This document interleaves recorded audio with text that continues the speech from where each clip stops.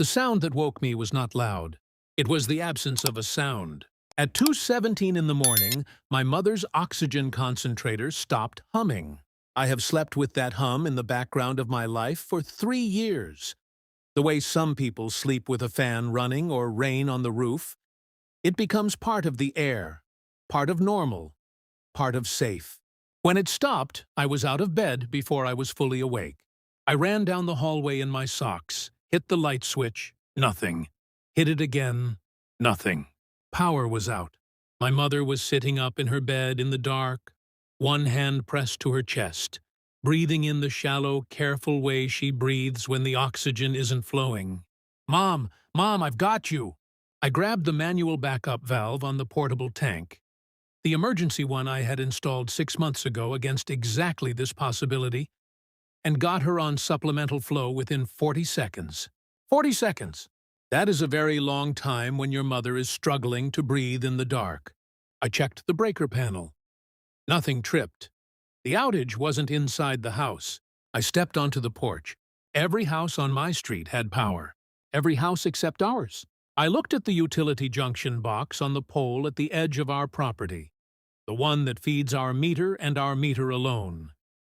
And I saw the orange seal, an HOA violation seal, the kind the Maplewood Heights HOA affixes when they want to notify a utility provider of a compliance issue. At 2:17 in the morning, someone had arranged for power to be cut to a house where a 71-year-old woman with stage 3 COPD sleeps connected to oxygen equipment. I stood on that porch in my socks for a long time. The neighborhood was quiet. My mother's backup tank hissed softly behind me. I thought about the HOA president, a man named Richard Colton, and the letter he had sent me 14 days ago. And I thought about my office keycard, the one that gets me into the Maplewood Regional Power Authority's control center, the one that gives me administrative access to every distribution node in a 47-square-mile service territory, including the one that powers Richard Colton's house. I went back inside. I made sure my mother was stable. I started making calls. Before I tell you what happened next, tell me, has anyone ever put someone you love at risk just to win a small argument? Drop your thoughts below. I want to hear from you. My name is Daniel Okafor. I am 44 years old. I was born in Lagos, Nigeria. My family came to the United States when I was 9 years old. My mother, my father, and my younger sister, Blessing. My father worked construction for 22 years and saved enough to buy the house on Sycamore Lane in Maplewood Heights in 2001. He passed away in 2018. Heart attack. No warning. He was 61 years old and had never missed a day of work in his life. My mother, Grace Okafor, is 71. She is 4 feet 11 inches tall. She prays every morning at 5 a.m. She grows tomatoes and peppers in the backyard she calls her garden, even though my sister calls it a small farm. She has strong opinions about the correct way to make jollof rice and does not hesitate to share them. She was diagnosed with COPD 18 months ago, stage 3. She manages it. She is not fragile in the way people assume when they hear about her condition, but she needs her oxygen concentrator running through the night. She needs consistent power. She needs a home environment where her medical routine is not disrupted. This is not complicated. It is just basic human decency. I graduated from State University with a degree in electrical engineering. I have worked for the Maplewood Regional Power Authority for 17 years. My title is Senior Distribution Systems Engineer. In plain language, I design, maintain, and operate the electrical grid that powers this part of the county. I know every substation, every feeder line, every distribution node in our service territory. I have emergency override authority on 47 nodes.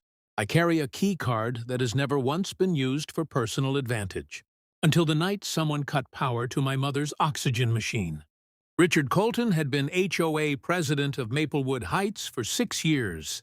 He was 53, semi-retired commercial property manager. He had the organized energy of a man who had never found a large enough stage for his administrative ambitions and had decided that 847 homes in a suburban HOA would have to do. He ran HOA meetings with parliamentary procedure he had memorized from a book. He issued violation notices for mailbox post paint that had faded more than 30% from the approved shade. He had once fined a family for hanging wind chimes that produced, in his written assessment, tonal irregularities inconsistent with neighborhood ambient standards. I had lived in my parents' house for 3 years, moved back after my father died to help care for my mother. I worked with her doctors, managed her medications, coordinated her home health aid schedule. I had received exactly 1 HOA violation notice in 3 years. For my mother's garden, the letter arrived on a Tuesday. Dear Mr. Okafor, it has come to the board's attention that the rear garden area of your property exceeds the approved cultivated space guidelines outlined in Section 7.4 of the Maplewood Heights CC&Rs. The current garden footprint has been measured at 340 square feet. The approved maximum is 200 square feet. You are required to reduce the cultivated area to compliance within 30 days, or face fines of $150 per day and potential utility service suspension pending compliance review. I read that last part 3 times. Utility service suspension. I looked up Section 7.4 in the CC&Rs. There was no provision giving the HOA authority to request utility suspension for a garden violation. I checked Section 12, Enforcement Procedures. No such provision. I checked the entire document. Nothing. The HOA had invented an enforcement tool that did not exist in their own governing documents. I called my neighbor across the street, a retired paralegal named Mrs. Chen, who had lived in Maplewood Heights for 20 years and knew its rules better than most board members. Daniel, she said when I read her the letter, that utility suspension threat is not in the CC&Rs. Richard Colton just made that up. Can he actually do it? A pause. Technically, the HOA can file a nuisance complaint with the utility provider requesting a review. A provider can act on it. It almost never happens. But Richard has a golf buddy at the power company's customer service division. I set the letter down. Mrs. Chen, my mother's oxygen concentrator runs on that power line. I know, Daniel. He knows that, too. Silence. Yes, she said. I believe he does. I did not panic. I do not panic easily. It is an occupational requirement. When a feeder line goes down in a thunderstorm and 14,000 homes lose power, panic does not restore the grid. Systematic diagnosis does. I applied the same approach to Richard Colton. Day 1. I sent a formal written response to the HOA via certified mail. I cited the specific sections of the CC&Rs and the specific sections that were absent. I noted the garden had existed since 2003 under my father's care and had never previously received a violation notice. I included a photograph showing the garden's boundaries. I requested a written explanation of the legal authority under which the HOA had issued a utility suspension threat. Day 3. I visited the Maplewood County Medical Services office and registered my mother's address in the County Medical Priority Database. This is a database that flags addresses with life-sustaining medical equipment for utility providers. It is designed to prevent exactly what I feared was coming. Day 5. I contacted our power company's customer service division directly and formally registered my mother as a medical baseline customer, a protected status under state utility regulations that requires advance notice and emergency alternative arrangements before any service interruption. Day 7. I received a response from the HOA's property management company. 4 sentences. The utility suspension language was described as standard enforcement boilerplate, and they apologized for any confusion it may have caused. No retraction, no withdrawal of the threat. Day 9. I received a second letter. This one was not from the HOA's property management company. This one was from Richard Colton personally. written on HOA letterhead, but signed in his name alone, not the board's. It said the garden violation remained unresolved. It said the board had voted to escalate enforcement. It said a utility review request had been submitted to the power provider. I read that sentence 4 times. A utility review request had been submitted. I checked the county medical priority database. My mother's registration was there. But the database is advisory, not mandatory. A determined bad actor at a utility company's customer service division, especially one with a golf relationship with an HOA president, can process a disconnection without checking the database. I called the power company's main line and asked to speak to a supervisor about the medical baseline protection on my mother's account. I was told the account was flagged. I was told the flag was advisory. I was told there was a review request in the system. I asked when the review was scheduled. I was told that information was not available to residential customers. I went home, sat at the kitchen table, watched my mother eat dinner and talk about her tomatoes, and tell me that the orange pepper plants were going to come in strong this year. I installed the backup portable oxygen tank that night. 40 seconds, I told myself. If it ever comes to that, 40 seconds to get her on backup. On day 14, at 2:17 in the morning, I learned I had been right to prepare. By 3 a.m., my mother was stable. By 3:15, I had documented the orange HOA seal on the utility pole with photographs time-stamped and geotagged on my phone. By 3:30, I had called the after-hours emergency line for the Maplewood Regional Power Authority, not as a residential customer, as a senior distribution systems engineer with emergency authorization. The overnight duty operator picked up. "This is Daniel Okafor, engineer ID 4471. I need the outage log for node MH7 on the Sycamore lateral. Tonight." What happened? Keyboard sounds. "Mr. Okafor, node MH7 shows a single address isolation at Oro 2.09 tonight. Processed through customer service. Reason code HOA compliance review request. Account flagged medical baseline. Advisory status." Who processed it? Customer service rep, overnight shift. Was the medical baseline flag acknowledged in the processing notes? Pause. It shows acknowledged and overridden. Override authorization. Customer service supervisor. I wrote that down. Acknowledged and overridden. Someone at the power company had seen my mother's medical baseline flag, had seen that oxygen equipment was running at that address, and had processed the disconnection anyway. At 2 in the morning, restore power to node MH7 immediately under emergency medical authorization, I said. I will be filing a full incident report at 0800. Do not archive or modify the processing log for tonight's transaction. Yes, sir. Power was restored at 3:44 a.m. My mother's concentrator started humming again. I sat in the kitchen until sunrise, drank 2 cups of tea, and started writing a list. I want to explain something about the electrical grid.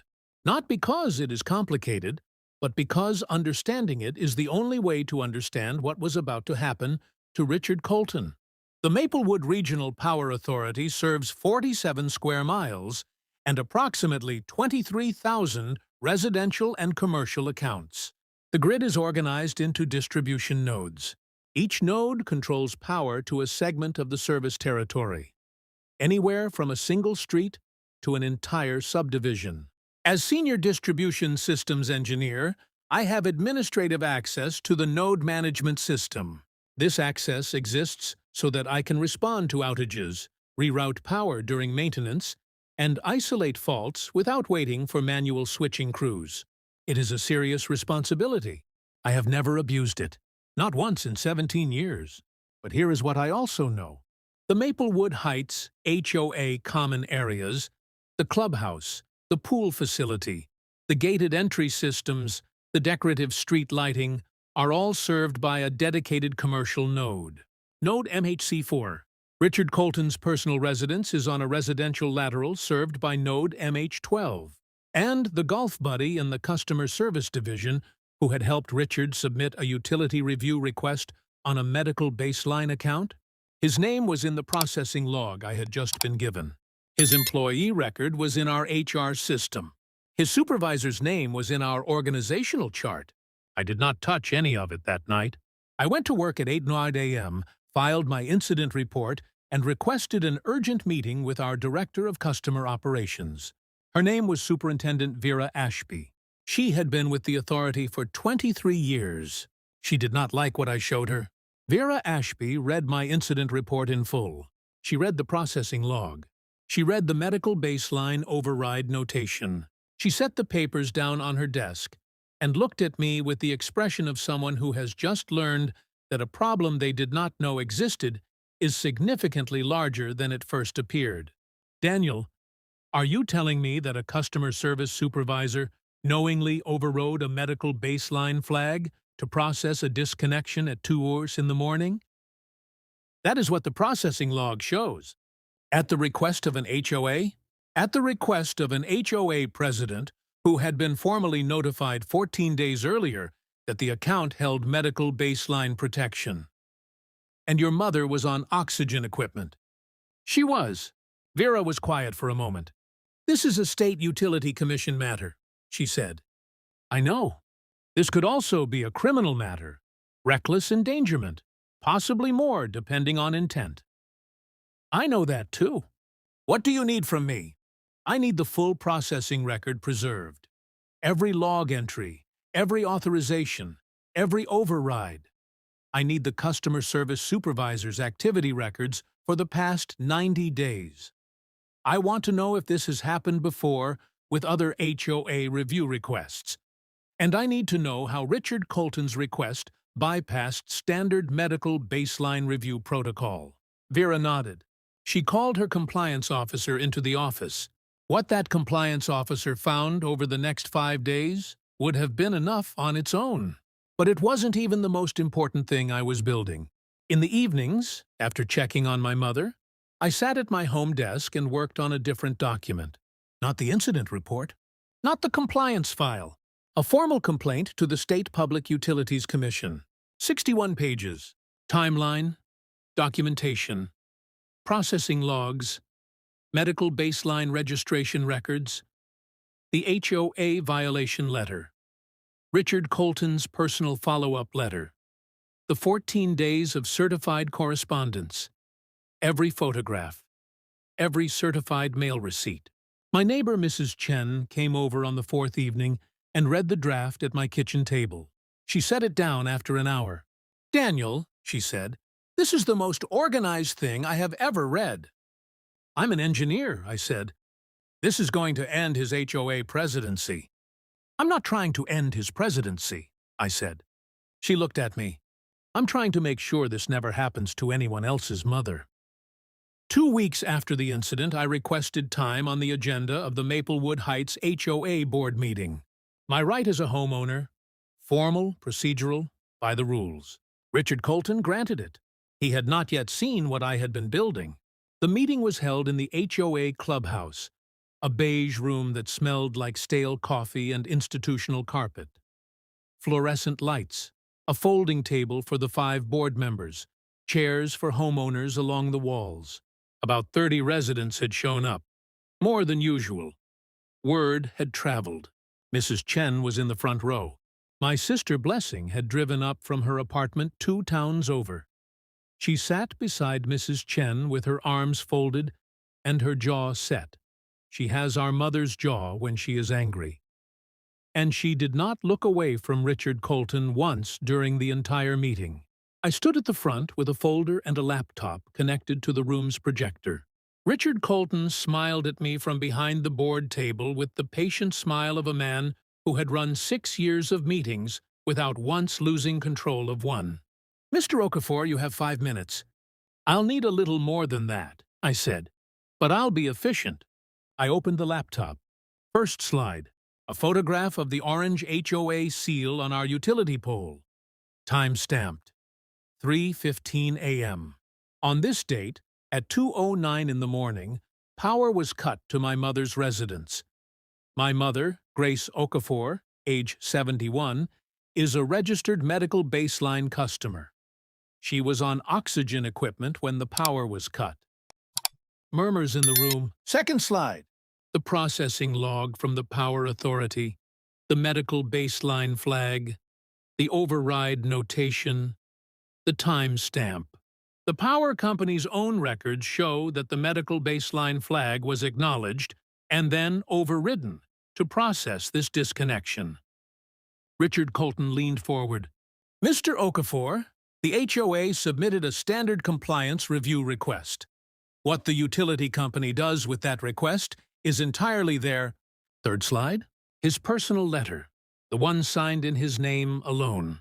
This letter, Mr. Colton, is signed by you, not the board. It states, and I quote, that a utility review request had been submitted. This was written 9 days before my mother's power was cut. It was written after you had received my formal response informing you that my mother was a medical baseline customer. Silence. Fourth slide. The State Public Utilities Commission complaint. All 61 pages indexed on screen. This complaint was filed with the State PUC 4 days ago. It documents the full sequence of events, the medical baseline override, and the HOA's role in initiating the disconnection request. The PUC has opened a formal investigation. Richard Colton's smile was gone. Furthermore, I said, and this was the part I had practiced saying calmly, the Power Authority's internal compliance review has identified that the customer service supervisor who processed this disconnection has a personal relationship with an HOA board member, and that this is not the first time a disconnection has been processed irregularly in connection with a Maplewood Heights compliance request. The room erupted, not loudly. The way rooms erupt when people absorb something that changes their understanding of everything that came before it. Richard Colton looked at me across the folding table. Mr. Okafor, I am not finished, I said. His mouth closed.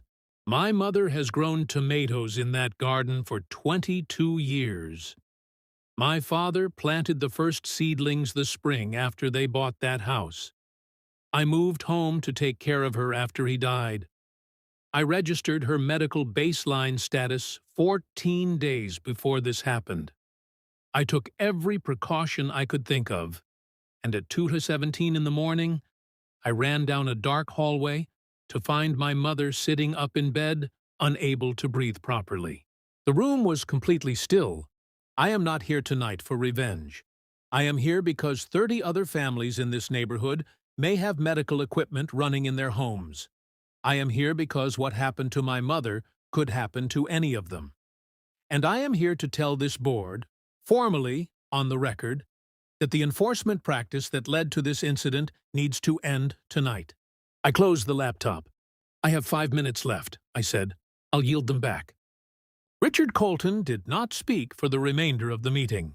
One of the other board members, a woman named Patricia Wills, who had been on the board for 3 years and had, I later learned, repeatedly raised concerns about Richard's enforcement style, called for an emergency executive session after my presentation.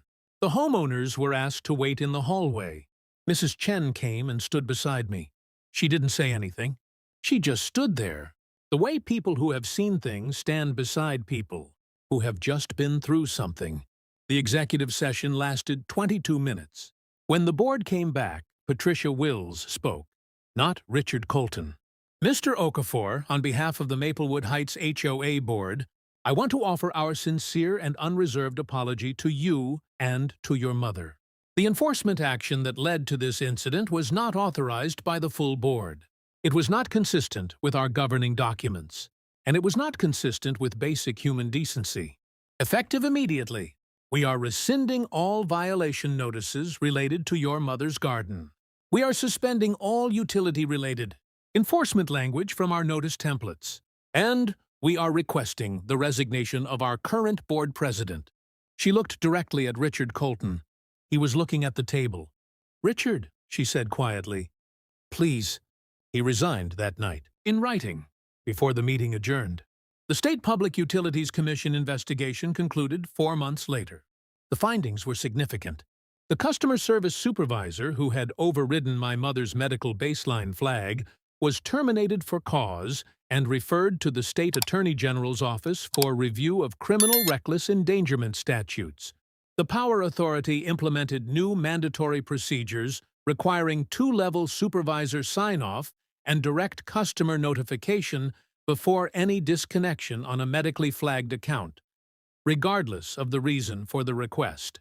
The HOA was formally censured by the PUC for submitting a disconnection request on a known medical baseline account.